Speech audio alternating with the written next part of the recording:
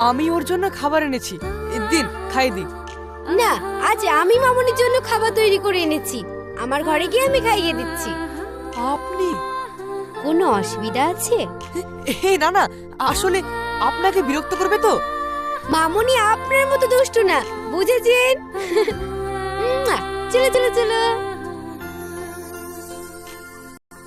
ময়না madam আছে তাই অনেক সামনে নেয়, না হলে তো আপনি। তা ঠিক। কি বলছিস তুই?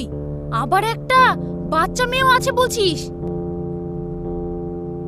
বাচ্চাটাকে তো আরো বেশি ভালোবেসে ফেলেছি মা। না না, এ অসম্ভব। আবেগের বশে তুই। না আব্বু, আবেগ তো অবশ্যই আছে, তবে আমি অনেক ভেবে দেখেছি একটা মেয়ের জীবনে কি প্রয়োজন। কি প্রয়োজন? মোটামুটি সচ্ছল একটা সুন্দর মনের মানুষ। হাসিম খুব ভালো ছিল আব্বু, ও এখনো কিছু জানে না। আমি তোমাদের প্রথম বলছি, না, এ বিয়ে আমি হতে দেব না। আমি স্বনির্ভর, তোমাদের না জানিয়ে আমি বিয়েটা করতে পারতাম। একটু বোঝো মা।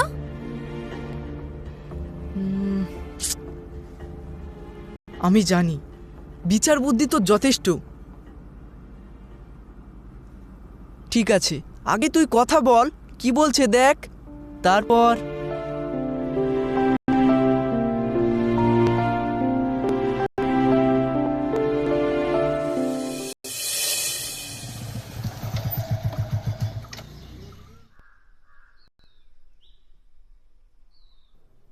কই রে দিদি?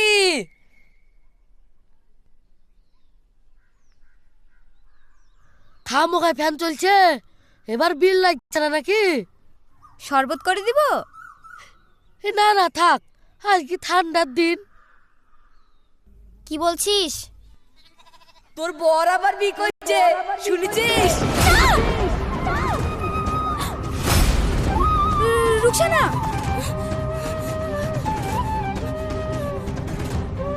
না কেন রে, বাচ্চা মেয়ে আছে, বাড়িতে বয়স্ক মা আছে, তোকে করতে হবে।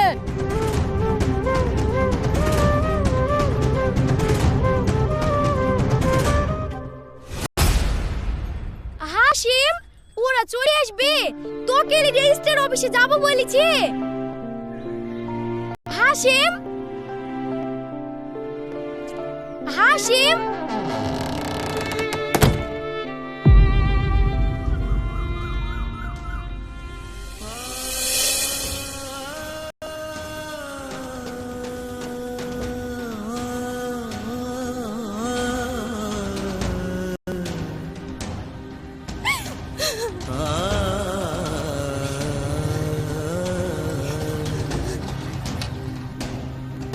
রুকসানা, রুকসানা, রুকসানা,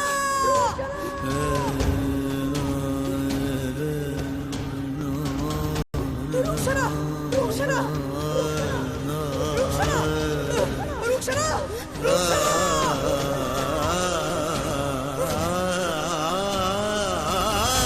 এসেছে, ও এসেছে, এসেছে, রুকসানা,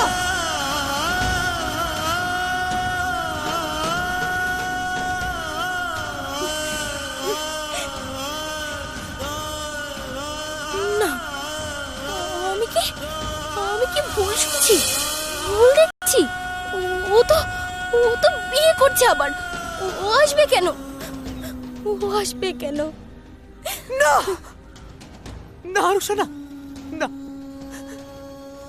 মন তো একটাই ছিল, সেটা তো কবে তোমাকে দিয়ে দিয়েছি। অন্য কাউকে দেবার মতো আর তো কিছু নাই। সত্যি সত্যি তুমি এসেছো? সত্যি এসেছো? হ্যাঁ রুকসানা, আমি ফিরে এসেছি। ওগো, আমি ভুল করেছি, অন্যায় করেছি, সব দোষ আমার। তুমি অন্য কাউকে বিয়ে করে সুখী হলেও হও, শুধু আমাকে ক্ষমা করো। না না